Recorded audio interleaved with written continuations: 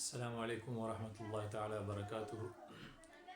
اللہم صلی علی محمد وعلی آل محمد كما صلیت علی ابراہیم وعلی آل ابراہیم انک حمید مجید۔ اللہم بارک علی محمد وعلی آل محمد كما بارکت علی ابراہیم وعلی آل ابراہیم انک حمید مجید۔ بسم اللہ الرحمن الرحیم۔ قال النبی صلی اللہ تعالی علیہ وسلم الدنیا سجن المؤمن وجنت الکافر او کما قال النبی صلی اللہ تعالی علیہ وسلم۔ آج کی حدیث مبارکہ ہے الدنیا سجن المؤمن وجنت الکافر۔ اس حدیث شریف کا ترجمہ ہے کہ دنیا مومن کے لیے قید خانہ ہے اور کافر کے لیے جنت ہے۔ تو اس پہ آج سمجھیں گے کہ اللہ جل شانہ نے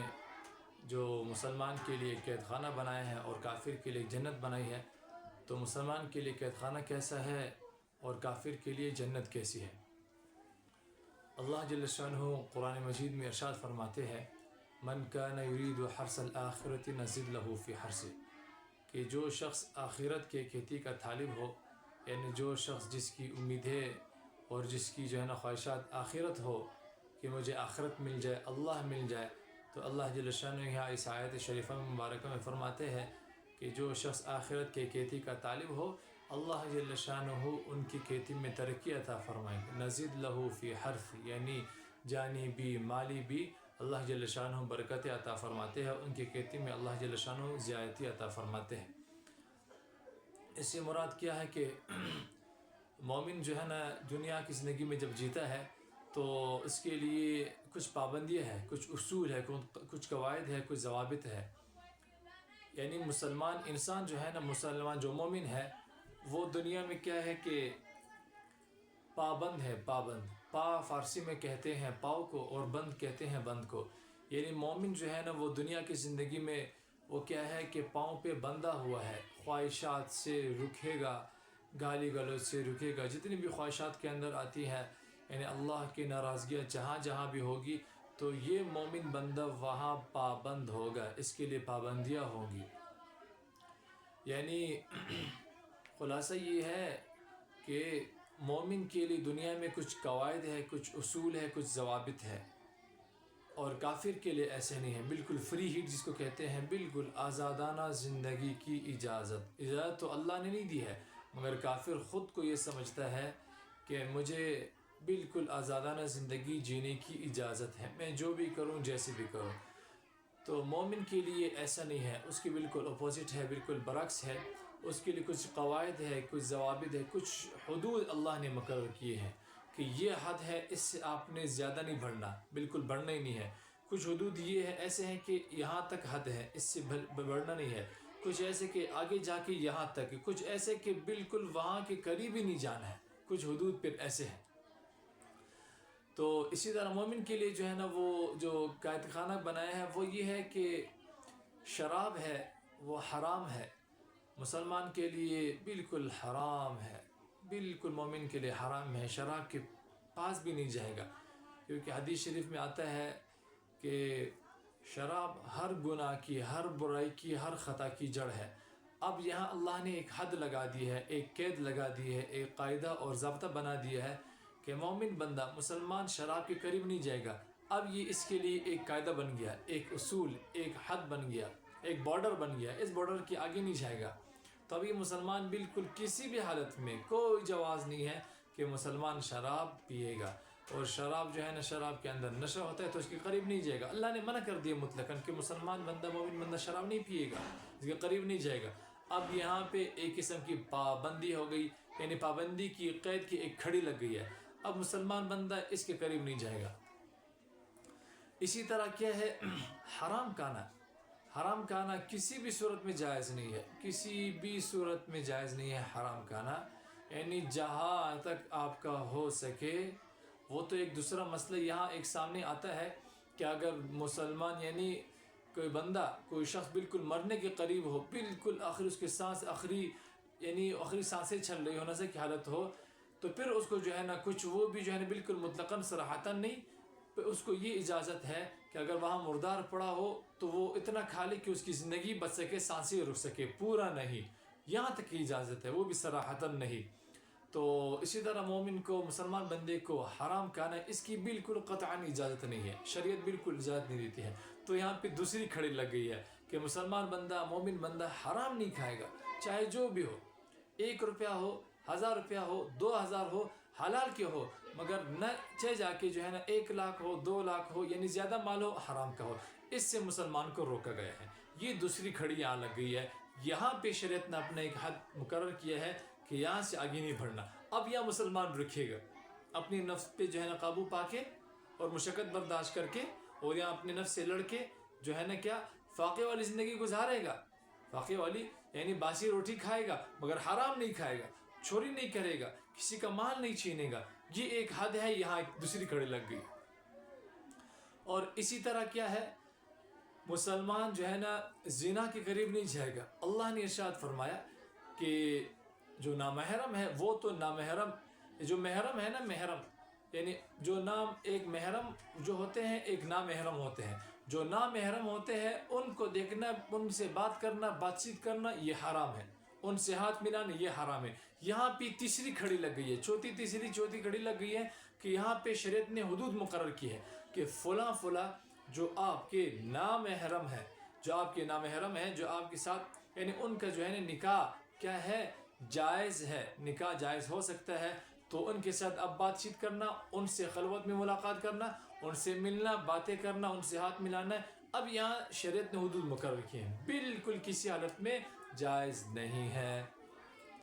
اور جو آپ کے محرمات میں سے ہے، آپ کی والدہ ہے، اور آپ کی جو ہے ہمشیرہ ہے، اور آپ کی بھانجی ہے، بھتیجی ہے، اور آپ کی نانی دادی ہے، اور یہاں ان سے جو ہے نا پھر اجازت ہے۔ یہاں پہ شریعت نے بتایا کہ فلاں فلاں سے جو ہے نا یہ رشتے ہیں، یہ حد مقرر کیے ہیں۔ جیسے میں نے بتایا نا کہ کچھ حد مقرر کیے ہیں کہ یہاں اس درجے تک، یعنی مثال کے طور پر 30 ڈگری تک یا 30% آپ شریعت میں حدود مقرر کیے کہ یہاں تک آپ جا سکتے ہیں، 40 تک نہیں جا سکتے، اور کچھ حد مقرر کیے کہ 60 تک جا سکتے، اس سے آگے نہیں جا سکتے، اور کچھ حد مقرر کہ آپ بالکل جو ہے زیادہ ہے آپ کر سکتے ہیں، اور کچھ حد ایسے ہیں کہ 1% بھی، ذرہ برابر بھی جو ہے نا آپ اس کے قریب نہیں جا سکتے، جیسے میں نے شراب کی مثال دی اور زنا کی مثال دی۔ تو یہاں پہ جو آپ کے محرمات ہیں اس سے آپ ہاتھ ملا سکتے ہیں، ان سے جو ہے نا۔ اچھا، ایک جگہ ایک مسئلہ یہ بھی ہے کہ اگر محرمات، انسان ہے عاجز ہے اور شیطان کا غلبہ ہوتا ہے، کہ اگر محرمات سے بھی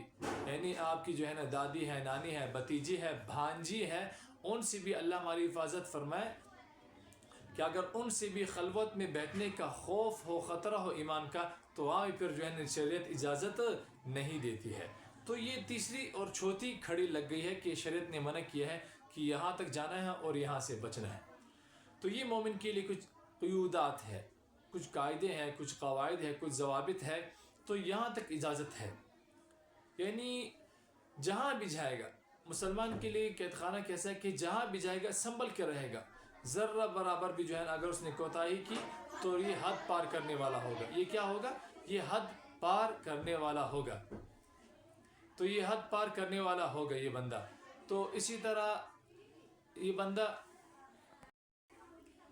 تو اللہ جل شانہ نے جو مسلمان کے لیے، مومن کے لیے کچھ قیودات لگائے ہیں، کچھ قید لگائے ہیں، وہ میں نے آپ حضرات کے سامنے بتا دیا، میں نے عرض کر دیے ہیں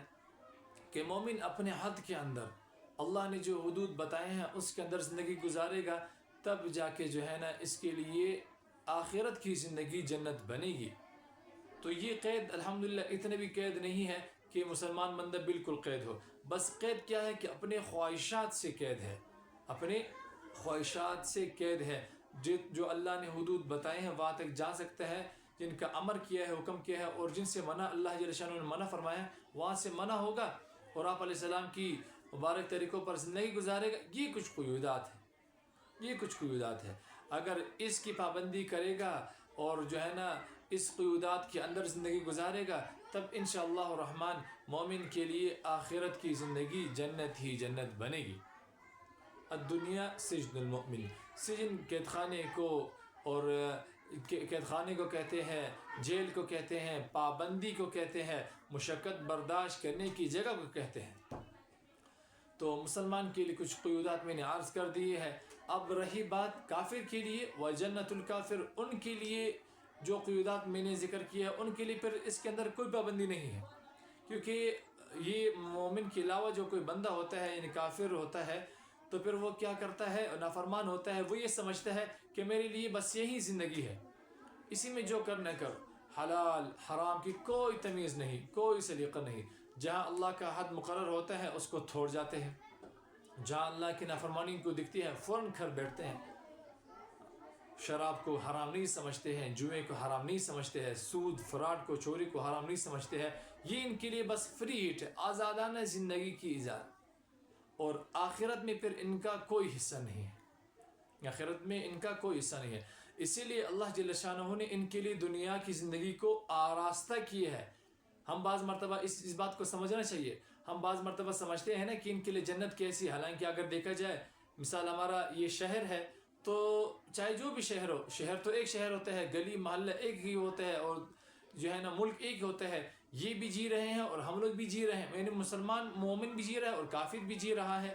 تو ان کے لیے پھر کیسی جنت ہے اور ہمارے لیے پھر کیا ہے؟ بس وہ یہ ہے ان کے لیے اس دنیاوی زندگی میں کوئی قیودات نہیں ہے، کیونکہ یہ لوگ خود یہ سمجھتے ہیں، خود یہ دعویٰ کرتے ہیں کہ ہمارے لیے دنیا کی زندگی ہی جنت ہے، جو مزے اڑانے ہیں اڑا لو، کیونکہ یہ حرام کو حرام نہیں سمجھتے ہیں، یعنی زنا کو زنا سمجھتے نہیں ہیں، حرامی نہیں سمجھتے، شراب کو گناہ نہیں سمجھتے، چوری کو گناہ نہیں سمجھتے، کسی کے حق مارنے کو نہیں سمجھتے ہیں، نماز قضا کرنے کو کوئی سمجھتے ہی نہیں ہے۔ تو ایک بندہ جب اگر جان بوجھ کے، حدیث شریف میں آتا ہے اگر ایک بندہ جان بوجھ کے نماز کو چھوڑ دے، قضا کر لے، تو فرمائے کہ وہ کیا ہو جاتا ہے، وہ مشرک ہو جاتا ہے، کافر ہو جاتا ہے۔ تو مشرک ہونے کا مطلب یہ ہے کہ جس کے لیے اس نے وہ اعمال کیے ہیں اسی سے وہ بدلہ لے گا، اور اگر ایک بندہ اپنے اعمال اللہ کے لیے کرے تب جا کے اللہ اس کو اپنا بدلہ دے گا، اور اگر کسی اور کے لیے کرے پھر اللہ جل شانہ کو قیامت کے دن فرمائیں گے کہ جس کے لیے اعمال کیے تھے جا کے اسے بدلہ لے، اور ان اجر الا علی اللہ، اجر تو بدلہ تو صرف اور صرف دنیا میں بھی اور آخرت میں بھی اللہ دیں گے، آخرت میں تو بدلہ اللہ ہی دیں گے نا، دنیا میں اللہ نے کچھ لوگوں کو مقرر کیا ہے، تنخواہ ہے، وہ کوئی باس دیتا ہے، آنر دیتا ہے، سی او دیتا ہے، اور آخرت میں یہ قانون نہیں ہے، آخرت میں صرف اور صرف سزا اور جزا اللہ دیں گے۔ تو ان کے لیے بالکل دنیا کی زندگی میں کیا ہے، کوئی جو ہے نا قیودات نہیں ہے، بالکل آزادانہ زندگی یہ لوگ جئیں گے۔ اور اللہ جل شانہ نے جو آیت شریفہ میں نے عرض کی، تلاوت کی، تو مومن کے لیے کیا تھا، من کان یرید حرث الآخرۃ نزد له فی حرثی، یعنی جو شخص آخرت کے کھیتی کا طالب ہو، اللہ جل شانہ ان کی کھیتی میں اضافہ عطا فرماتے ہیں، زیادتی عطا فرماتے ہیں، برکت عطا فرماتے ہیں۔ ومن کان یرید حرث الدنیا نؤتہ منها وما له فی الآخرۃ من نصیب، یعنی اللہ جل شانہ، یہ تو مومن کی جو میں نے مثال بیان کی آیت شریفہ کے اندر جو میں نے ترجمہ کر دیا کہ جو آخرت کی کھیتی کا طالب ہوگا ان کو تو اللہ دے دیں گے، اس سے مومن مراد ہے، اور کافر جو مراد ہے وہ یہ ہے کہ اللہ جل شانہ من کان یرید حرث الدنیا نؤتہ منها وما له فی الآخرۃ من نصیب، اور جو دنیا کی کھیتی کا طالب ہو، جو دنیا کی کھیتی کا حریص ہو کہ مجھے بس دنیا مل جائے اور دنیا ہی میں مل جائے اور سب کچھ میرا جو بھی ہے وہ دنیا میں ہو جائے، تو اللہ جل شانہ ارشاد فرماتے ہیں ہم اس کو دنیا میں کچھ دے دیں گے، یہ نہیں کہ ہم اس کو دنیا دے دیں گے، دنیا ساری نہیں دیں گے اللہ جل شانہ، من کان یرید حرث الدنیا نؤتہ منها، ان میں سے کچھ نہ کچھ دے دیں گے، ان میں سے کچھ نہ کچھ، نؤتی منها ای نؤتی منها شیئا، کچھ اس کو دنیا میں کچھ نہ کچھ دے دیں گے، آخرت میں اس کا کچھ حصہ نہیں، پھر آخرت میں وہ گلہ نہ کرے کہ مجھے آخرت میں کچھ حصہ نہیں ملے، کیونکہ وہ طالب ہی دنیا کا ہے، جو طالب دنیا ہوتا ہے اللہ اس کو دنیا میں دے دیں گے، جو مانگتا ہے جیسے مانگتا ہے اللہ دے دیں گے، اس کو وہی راضی کر دیں گے، وہی خوش کر دیں گے دنیا کے اندر ہی۔ اور آپ حضرت خود غور کر لیں کہ دنیا کی عزت تو عارضی ہے، دنیا کی ذلت عارضی ہے، دنیا کے میوے فروٹ مزے یعنی ہر چیز جو ہے نا عیش و عشرت وہ عارضی ہے، اصل تو آخرت کی ہے، اصل تو آخرت کی زندگی ہے، ہاں اصل آخرت کی زندگی ہے، آخرت کی زندگی ایسی میں نے پہلے عرض کیا تھا کہ ختم نہ ہونے والی ہے، ہمیشہ کی عزت ہے اور ہمیشہ کے مزے ہیں اور ہمیشہ کی کامیابی ہے، اور دنیا کی ہر چیز عارضی ہے، تو اصل تو آخرت کی ہے۔ اللہ کرے ہم آخرت کے طالب بن جائے، اللہ کرے ہمیں آخرت سمجھ میں آ جائے، کیونکہ آخرت دنیا میں تو کیا ہے، صرف جو ہے نا جینا کھانا پینا یہ چیزیں ہیں، آخرت میں اصل ہے، آخرت میں اللہ کا دیدار ہوگا، آخرت میں حضور پاک صلی اللہ تعالی علیہ وسلم کے دست مبارک سے حوض کوثر اللہ ہمیں پلائے گا. اور آپ علیہ السلام کی جو ہے نا وہ کیا ہوگی؟ وہ سفارش ہوگی اور زیارت ہوگی اور اللہ کا دیدار ہوگا. تمام انبیاء کرام کا دیدار ہوگا. تمام انبیاء کرام کی جو ہے نا وہ زیارت ہوگی. صحابہ کرام کی زیارت ہوگی. اصل تو آخرت ہے جو نہ ختم ہونے والی ہے اور ہر چیز جو ہے نا اس کی پیور ہے اور ہمیشہ کے لیے ہے. دنیا کی زندگی تو ختم ہونے والی. اور عقل مند شخص وہ ہے جو آخرت کے کیتی کا طالب ہو. اور بے وقوف ہے، نادان ہے، کم فہم ہے وہ شخص جو دنیا کے کیتی کا طالب ہو. دنیا بقدر مقدر ہے اور آخرت بقدر مشقت ہے. یعنی بقدر مقدر کیسی ہے دنیا کہ اللہ نے جو آپ کے نصیب میں لکھ دی ہے اتنا ہی ملے گا، اس سے کم زیادہ بالکل نہیں مل سکتا. یہ بات یاد رکھنا. اور آخرت بقدر مشقت ہے. جتنی آپ آخرت کے لیے، اللہ اس کے رسول کے اپنے دین کے لیے، اپنی آخرت کو بنانے کے لیے گناہ سے بچیں گے، اللہ والوں کی صحبت اختیار کریں گے، اللہ والوں کی مجلسوں میں بیٹھیں گے، قرآن کی تلاوت کریں گے. ابھی الحمدللہ ماشاءاللہ یعنی رمضان مبارک پیارا مہینہ ہے. یہ نیکیوں کا سیزن ہے. یہ کیا ہے؟ نیکیوں کا سیزن ہے. اس میں جتنی بھی ہم کمائی کر لے، جتنی بھی کر سکتے ہیں کمائی کر لے. بہت فائدہ ہوتا ہے، بہت کمائی. فرمایا کہ نفل جو ہے نفل وہ فرض کے برابر ہو جاتے ہیں. یعنی اگر ہم عام دنوں میں فرض پڑھتے ہیں تو اس رمضان میں اگر ہم نفل پڑھ لیں تو نفل کا ثواب جو ہے نا اللہ ہمیں فرض کے برابر دیتے ہیں اور فرض 70 گنا زیادہ ہو جاتا ہے. تو نیکیوں کا سیزن ہے نہیں. تو اللہ جل شانہ ہمیں آخرت کے کھیتی کا طالب بنائے اور دنیا کی محبت سے، دنیا کی لالچ سے، دنیا کی حرص سے ہماری حفاظت فرمائے اور ہمارے نسلوں کی حفاظت فرمائے اور ہر مسلمان کی حفاظت فرمائے. اور جو لوگ دنیا کے عشق میں، دنیا کی محبت میں، دنیا کے حرص میں ڈوبے ہوئے ہیں اور مبتلا ہے، اللہ ان سب کی حفاظت فرمائے، سب کو ہدایت عطا فرمائے اور سب کو آخرت کی محبت عطا فرمائے. وما علینا الا البلاغ.